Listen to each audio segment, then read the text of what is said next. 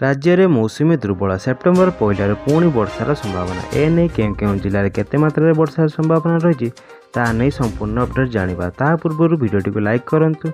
जदि आपण मैंने आम चैनल नुआ प्रथम थर पर देखुए तेज एवं ही सब्सक्राइब कर ऑल नोटिफिकेशन ऑन कर रखु जहाँफल पाणीपागर सठिक सूचना आम चैनल माध्यम पाइपर।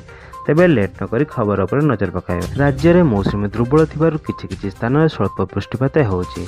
आसंता 31 तारिख पागर परिवर्तन आसीपारे बोली आकलन करिछि पाणीपाग विभाग।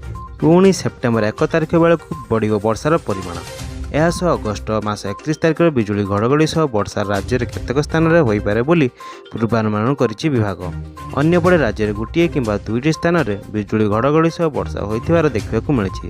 नवरंगपुर तेंतुली घंटे सर्वाधिक 22.0 मिलीमीटर वर्षा रेकर्ड कराଯାଇଛି। सेप्टेम्बर जून 1 रु आज पर्यंत 884.2 मिलीमीटर स्वाभाविक वर्षा रही बेले राज्य में 782.0 मिलीमीटर वर्षा रेकर्ड होइछि, जहाँ स्वाभाविक वर्षा ठारू 11% कम रही। केवल बौद्ध जिले में स्वाभाविक ठारू अधिक वर्षा होइथिबार आशा जनापड़ी। यह 18 जिले में स्वाभाविक वर्षा होइछि।